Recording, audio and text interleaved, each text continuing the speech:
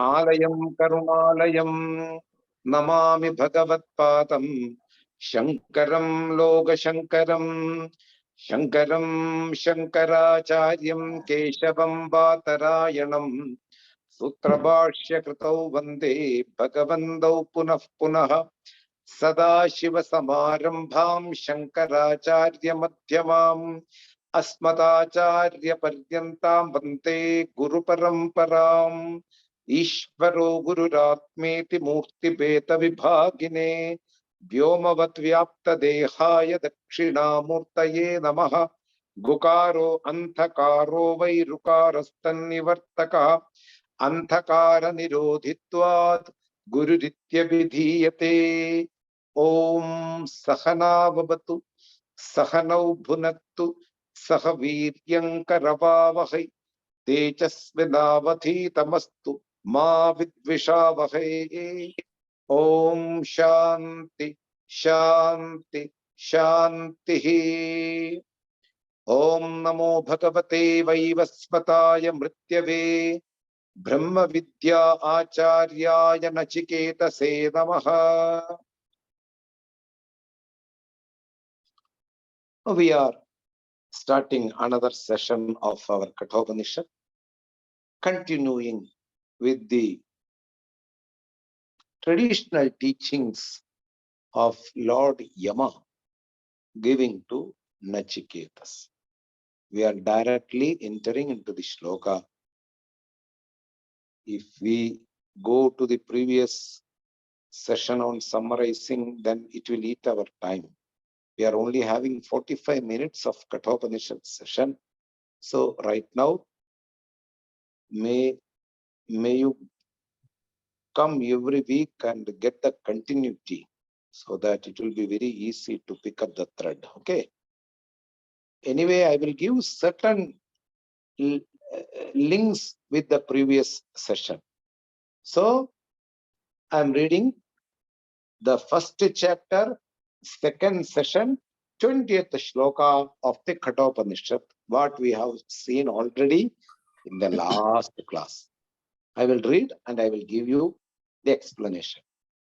Anoraniyan mahato mahiyan atma asya jantur nihita guhayam tam akratuh pashyati vita shokaha dadu prasadat mahimanamatmanaha.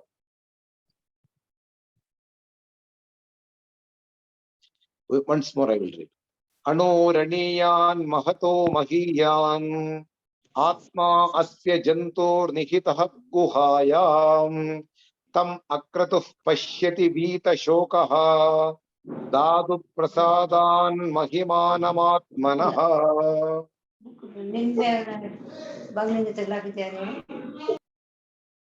So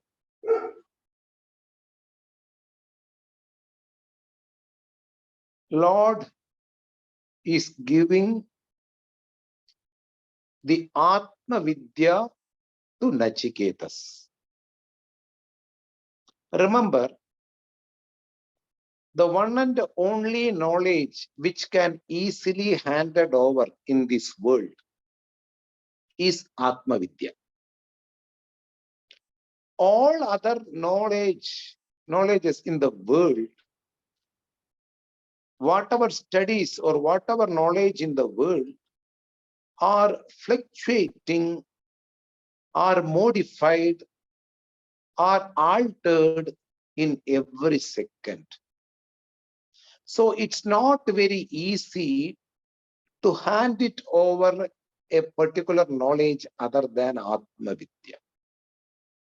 I would like to explain that subject matter which I have told you. Atma Vidya is the only knowledge which is very easy to deliver or hand it over to another person. I will explain that facts afterwards. First, I will deny all other knowledges are not very easy to make understand another person. Why? For example, study on electronics. Day by day, it is modified, it is altered. We know that before 30 years, we have a big television. Those who have studied electronics on that time, the total system has changed after 20 years. Right now, we don't have that much big television or a big box like a television. We have a small screen that's called a television. It's made of LED, LCD, etc., etc. So every knowledge, what we see in this material world, are subject to modified in each and every seconds. Any science, day by day, the data are gathered and accumulated to that subject. But Atma Vidya is not subject to any alteration, because the word Purnam means which is defectless, which is not conditioned, which is not subject to any kind of giving up or any kind of taking something. It is Purnam. So it's very easy to hand it over the Atma Vidya for a person who is ready to receive. So Lord Yama is giving the traditional teachings as though a boy can grasp even. The worldly knowledge about the Atma Jnanam, they think that Vedanta or Atma Vidya is very difficult or not meant for an ordinary person. It is to be pursued by a person who have given up all kinds of household duties, and when they are free and when they are not anymore fit for a household life, then you can go to an ashram and listen to a guru as a time pass. That's not true. Vedanta or Atma Vidya should be listened and received by the spiritual seeker at all stages of life. Whatever stage you are pursuing in your life, you may be an unmarried person, you may be a settled person with all kinds of responsibilities in your life, you may be a household, living a household life. It doesn't matter. Regardless of all these things, Atma Vidya is the essential thing to be understood from a traditional teacher. So here Lord Yama is delivering this knowledge in a simpler way, so that even a boy can easily grasp. The readiness from the part of the listener is to be 100%. So here he says, that thing which is all pervasive, which is not subject to death or birth, that Atma, that Brahman, which is pervading, which is residing in our body and also in and through in the universe, that is very much small than the smallest. Anuhu Aniyan. Anuhu Aniyan. Anu means atom. Mahato Mahiyan. It is the bigger than the biggest. When something is all pervasive, I already told you, it is there inside an ant, it is there inside the stars. Everywhere. All pervasive means everywhere. whatever we think, whatever we don't think, whatever in the realm of our senses, what are the things beyond our senses, everywhere it is one thing, what is called Brahman. Sarvam Kalu Idam Brahma. When everything is Brahman, the smallest thing in the world is also Brahman. The biggest thing in the world, what we see or what we didn't see in our life, is also Brahman. This is the message to be conveyed through this Anoho Aniyan Mahato Mahiyan. That's all. The biggest thing is also Brahman. The smallest thing is also Brahman.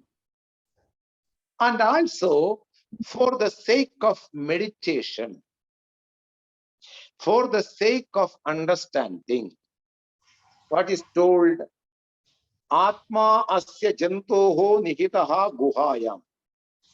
Buddhi guha. We often come through this particular word in each and every Upanishad. In Taittiriya Upanishad also, Yoveta nihidam guhayam parame vyoman. In the second chapter, Brahmanandavalli, the first para, this line is been quoted. One who knows this Brahman who is residing in the intellectual cave. Why? When it is a knowledge or in the form of a consciousness, it can only be grasped by a conditional intellect. Remember, again, I will repeat the same sentence. When something is in the form of consciousness, which is limitlessness, which is unlimited, which itself is in the form of limitlessness, we can only grasp this unconditional knowledge or this consciousness through our conditional intellect. Because buddhi, the intellect, is the instrument to think and proceed.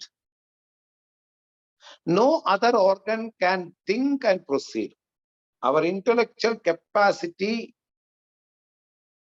is only connected with our intellect to think.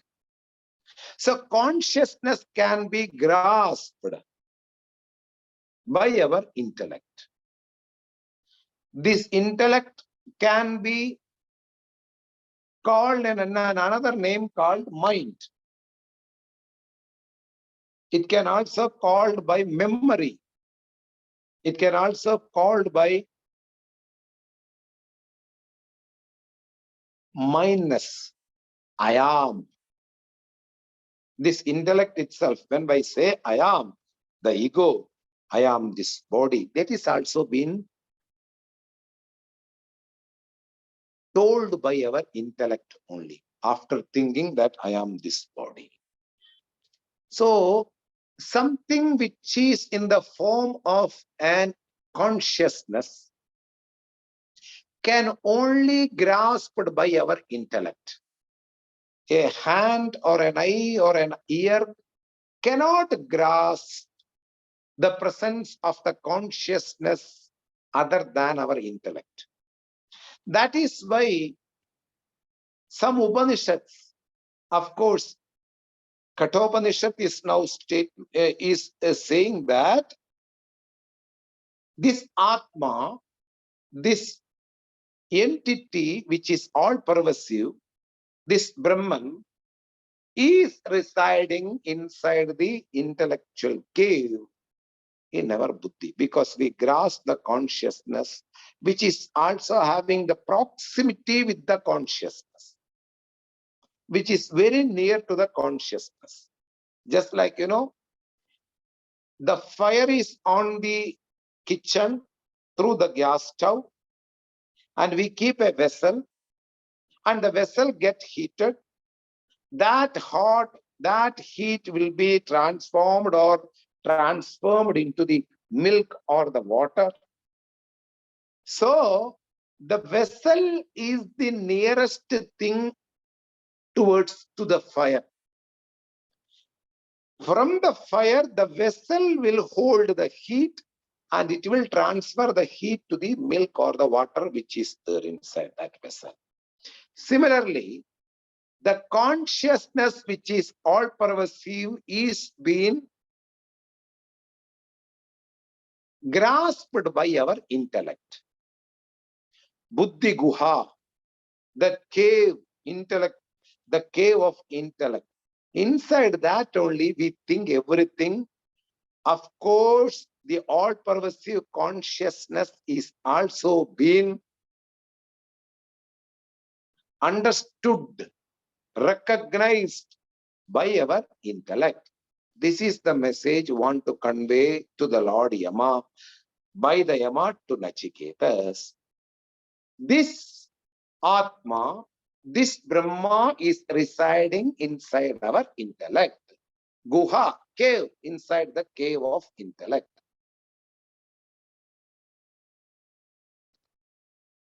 Akratuhu, tam, that Atma is being known. Pashyati. In Sanskrit, Pashyati means sees. But we should understand the word is connected towards the Atma. So we have to give the intentional meaning. Pashyati should be understands. He understands Atma. He sees Atma means Atma is formless. Atma is not perceived by any senses, but it can be grasped. It can be understood. How? By the conscious of our body.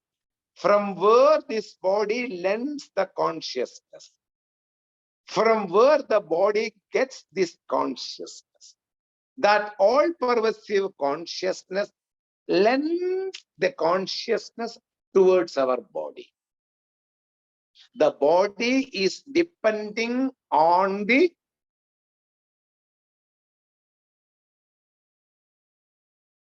consciousness in order to conduct its all kinds of movements and actions. So, akratuhu, it is been the literal meaning of akratuhu is, kratu means a ritual which is told in the Vedas. Any kind of ritual, it can be kratu, a homa or a yaga, a fire ritual which is told in the Vedas. Fire rituals have a specified result. When you do a fire ritual, you will get this type of result. Kratu means a fire ritual, for the example, or a homa or yaga. By doing this fire ritual, we fulfill our desires. There are a lot of fire rituals in the Vedas. One can do that fire ritual and you can achieve the desired object. Ganapati Homam, Ganesha Havan. Ganapati Homam or fire ritual towards Ganesha is done to remove all the obstacles in our life. It's a universal ritual done by the people who believes that life is full of obstacles and I need to take care of all the obstacles at the beginning itself. So I will do a ritual for the Ganesha, who is the remover of obstacles and hindrances of my life. So like this, suppose a person wants to go to heaven after departing from the body. You can do a ritual called Jyotishta Homam.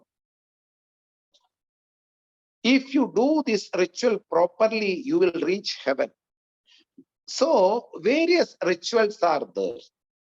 In order to have rain in a particular place, if a person do a homa, a fire ritual on that particular place, Kariri Yagam, Kariri fire ritual, then that place will get sufficient rain in a very short period after the completion of this fire ritual. So these types of rituals are called krituhu, a ritual which have a benefit or a desired result. When we say akrituhu, is the opposite word of krituhu. Like truth is called in Sanskrit satyam. Then in order to say untruth, we say asatyam.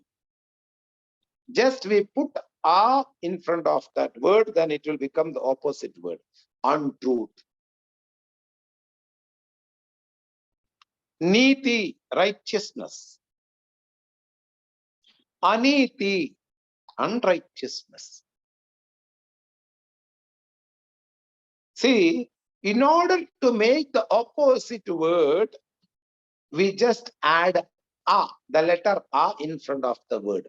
Like this, kratuhu means a person who is engaged in different rituals of Vedas for getting desired objects. Then when we say akrituhu, a person who is free from the pressure of getting different objects for the sake of enjoyment. So he is not engaged in different rituals, fire rituals. I will say, repeat again. Krituhu here means a fire ritual and a person who is doing fire ritual for getting the desired object or a desired thing. Then akrituhu means a person who is free from all kinds of desires will not get engaged in the fire rituals. So a person completely free from all kinds of pressures inside the mind. Akrituhu, a person who don't have any attraction towards worldly objects. One of the greatest value of a qualified person. One of the prerequisites in the pursuit of knowledge. Without the prerequisites, Vedanta seems to be quite tough for the listener.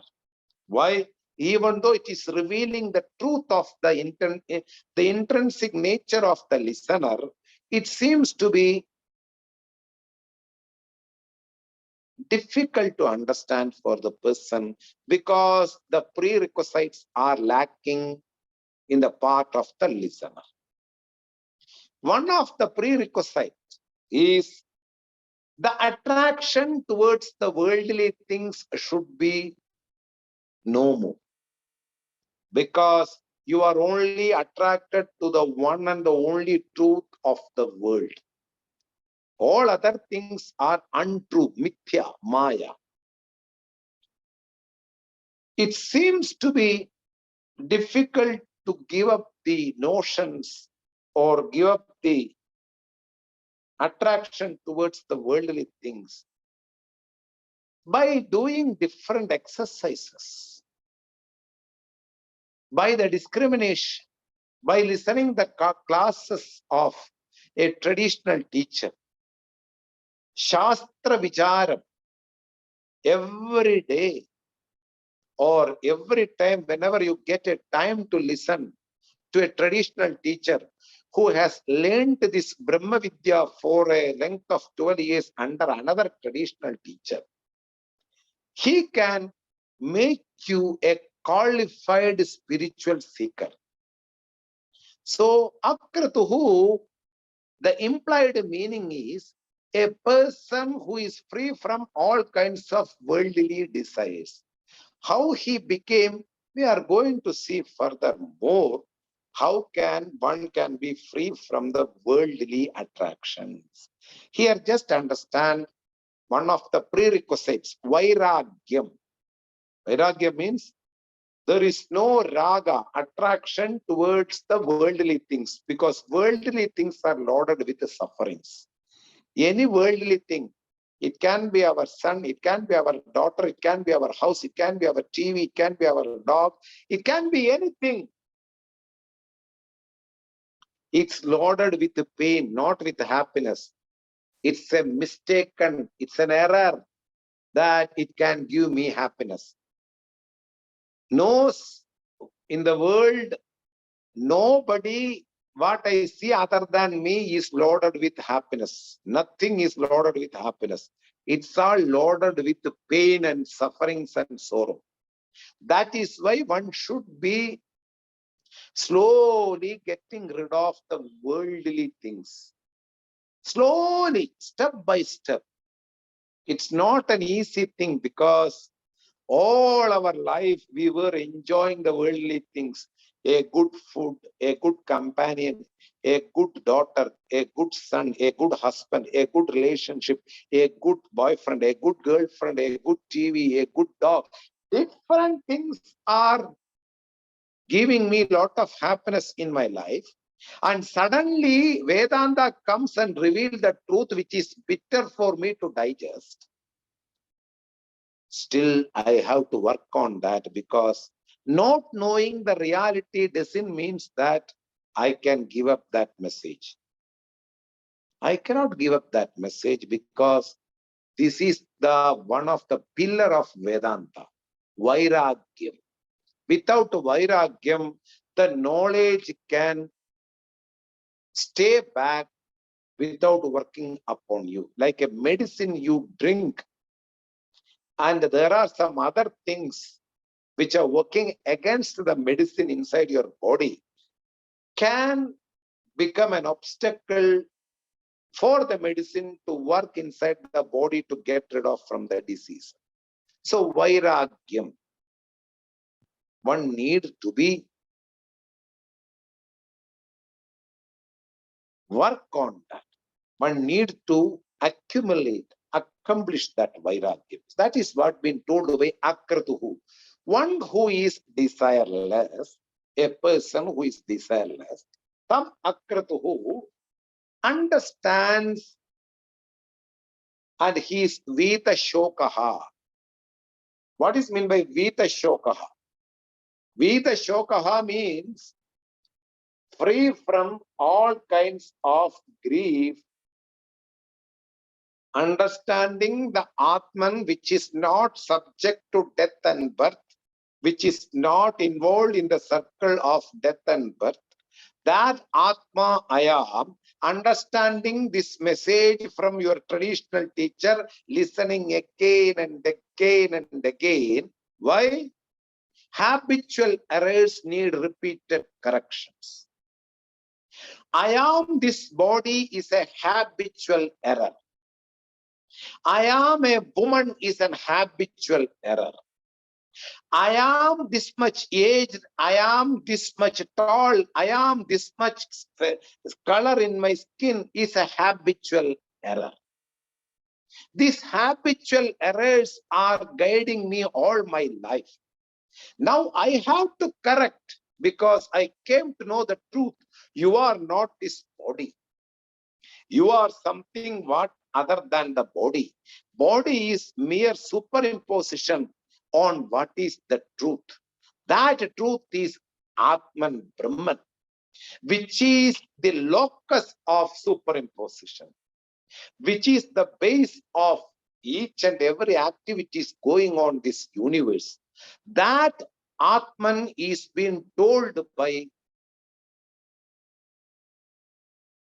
Lord Yama. And Lord Yama gives the result also. After knowing this Atman, a person will cross over all kinds of griefs in their life. Whatever pain they are suffering related to body, related to mind, related to each and everything, They will cross over after knowing this Atman. That is called Vita Shokaha, free from all kinds of sorrows by knowing this Atman. That is the capacity, that is the result of knowing Parabrahman in one's life. That Atma is very near to you because it is indeed you. When I say very near to you means it is indeed you. And the body is a mistaken identity, an apparent reality. Like a pot is never existed at any point of time in the world. The clay is the only reality which existed in the past, in the present, and also in the future. Knowing that only clay remains, the pot never existed in this world. Similarly, this example should be extended to the body and the Atman relationship. Body is only an apparent reality. When we see the body seems to be existing, which is not true. The real existence is meant for Atma. That Atma, if you come to know, you will cross over all kinds of sorrows. And the last sentence is very important. Dadu prasadan. Dadu prasadat, it should be. Dadu prasadam. Dhatu means you take senses. Prasadam means just you understand literally the discipline in the senses. In the Ashtanga Yoga, we say Yama and Niyama. In Tattva Bodha, we say it is called Shama and Dhamma. Spiritual disciplines relate to the external organs and also related to the mind and the internal organs, the thoughts, etc., etc. For example, when you start to be a spiritual seeker, the first value you have to cultivate in your life is ahimsa, non-hurting, cultivating the mercy towards each and every creature. Now, this ahimsa, the mercy should grow first inside your mind. It should sprout inside the mind. I should not hurt any animal. I should not hurt any living being while I am living in the world. Each and every individual should live much happier. Whatever I can give for them, I should give to them. I should not make them misery. So, the first value to be cultivated is ahimsa. Ahimsa paramo dharmaha. Manusmriti says, one need to be aware of living in the world. Those people along with me should also live. This should be our thought continuously going along with my life. Why? All other living beings also should survive along with me. They are also having the privilege to live in this world. We cannot just bypass their lifestyle or their system for my sake. I cannot be a selfish person. So, ahimsa is a value and it's a discipline one needs to cultivate in one's life. Like this, lot of values are there. Satyavadanam. Always stick with the truth. Because we are hunting the ultimate reality. We cannot bypass the empirical reality. You can say lies and you are a spiritual person. That will not go together. It's an irony. After telling lot of lies and 1 hour you are attending the class means what's the point of that? A spiritual seeker should always stick with the truth, whether it is in business, whether it is in worldly interaction, whether it is with the mind, whether it is in the worldly duties, household duties, anything, you stick with the truth. Manasa, vacha, karmana. Physically, mentally, and also even at the every thinking, we should be very clear with ourselves, to others also. That's why yogis practices non-judgmental. One of our sadhus, Puja Swamiji, says, non-judgmental is saintness. Don't judge anybody with their actions. Let them live. When they come to you, when they approaches you, you see as an individual talking to you. You don't judge them with their actions or duties. So these are all the values or the disciplines to be practiced in one's life. Spiritual pursuit will be more easier if you get the balance with the mind and the body. The natural instincts will provoke you to do what is not to be done. That is how the natural instincts works. As a male, I have different defects. As a woman, I have different defects. That's all natural instincts. Give up them slowly and come to the spiritual pursuit. Holding towards a unusual habit is more tired work than giving up that notion. I don't want to do anymore. Keeping all the impurities inside the mind is more hard than giving up them. So, disciplines, spiritual disciplines, the prerequisites, if they are there, it's a big topic. The readiness of the individual to enter into the spiritual pursuit. If you have one value in a perfect manner, then all other values will come and stick along with that. It will become a magnet and it will attract all other values. A person who is loaded with mercy will also become a trustworthy person for others, because others consider him, he has mercy towards world and people. We should trust on him.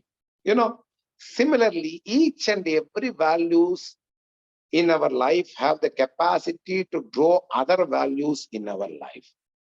So here it is told, Dhatu Prasadat, with a lot of disciplines practiced in one's life, which are called prerequisites of a spiritual seeker. Control over the senses externally and internally, with the mind and with the body. A person is completely free from natural instincts and he is ready to pursue this knowledge. Dhatu Prasadat Mahimanam Atmanaha. He knows the glory. Glory means different glories about oneself. First glory is, I am not subject to death. All the fear has gone. Even when the body gets decayed, even when the hairs become gray, even I get wrinkles in my face, I am not worried about that because I am not this body. This is one of the glory. Whatever defects comes to our body, we ignore simply. It doesn't mean that I don't take care of that. Understand? We should take care properly because it should be considered as our kshetra. Kshetra means a place where the Atma resides, because this body is the tool to understand the Paramatman. As long as it survives in this world, it should be in a proper survival. Somehow you survive and in a proper manner you survive. Both are different. a proper diet, a proper conduct of life, a proper individual for others, a role model for the society, people, because of your character. So, Dhatu Prasadat, by the control over the senses externally and internally, keeping all kinds of disciplines and accomplished all prerequisites for the spiritual pursuit, the person comes to know different glories of Atman about oneself. There are different glories about oneself, but we always think about our defects, because I consider I am this body. Now, Vedanta talks about you are not the body, you are something other than that, which is loaded with glories. You are not subject to death. You are not subject to birth. You are not subject to grief in your life. You don't have responsibilities. You don't have any kind of action to be done in your life. Everything seems to be very sweet to listen, because this is the truth. Mahimanam, the glory of Atman. Atman is ever pure, Nitya Shuddham. Atman is ever conscious, Nitya Buddham. Atman is ever free, Nitya Mukta Svabhavaha. These are all the different glories of the Atman one needs to understand, and he will understand easily if he has enough readiness in the part of the listener.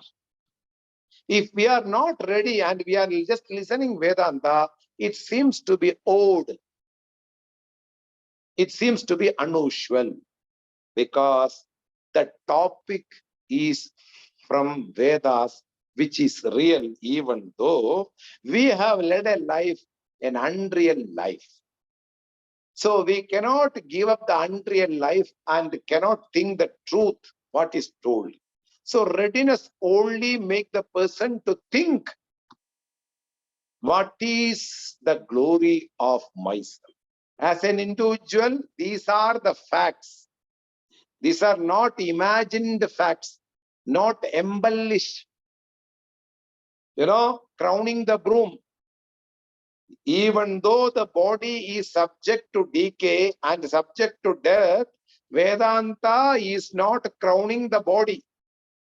Vedanta is telling the truth behind the body, because body is not at all yourself. You are Brahman.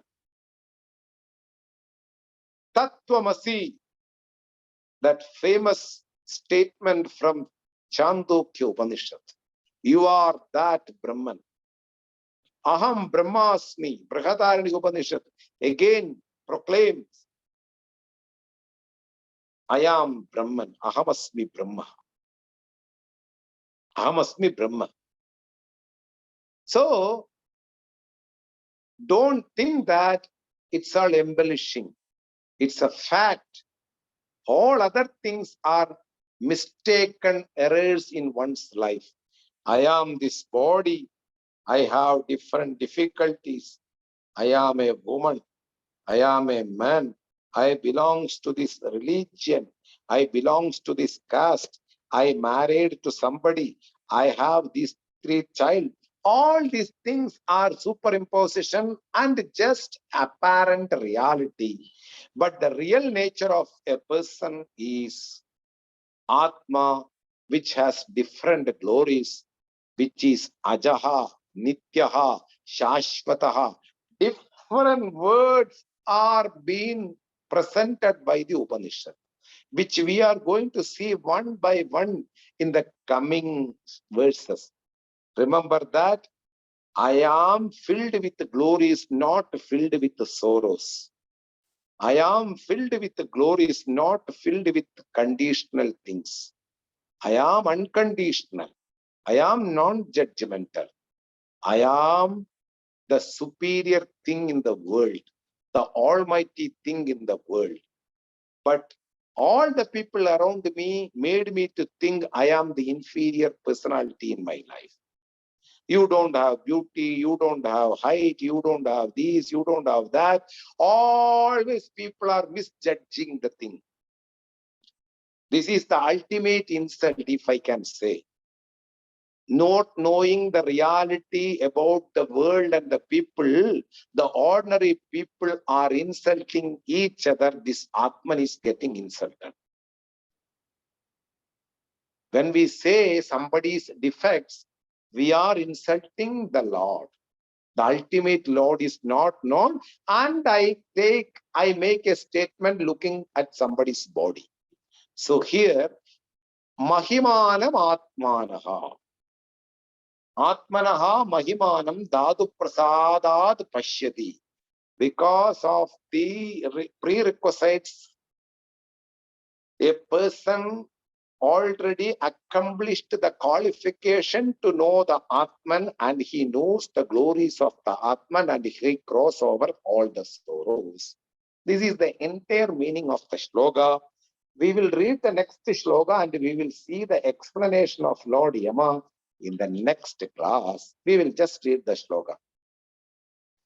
Asino duram vrachati shayano yati sarvataha kastam matamatam devam matanyo jnatumarhati. We will see the explanation in the next class. Now we will go to the chanting of Mahamrityunjaya Mantra Japa for the welfare of the entire universe.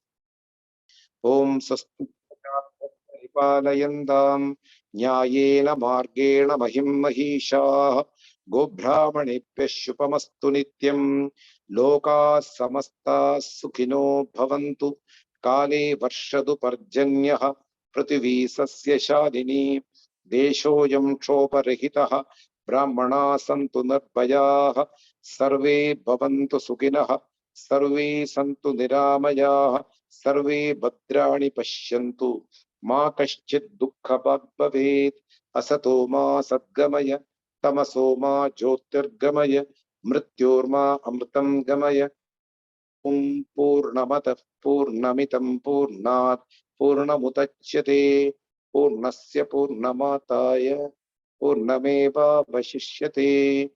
Om Shanti Shanti Shanti. Harihi Om Shri Gurubhyo Namaha. Harihi Om.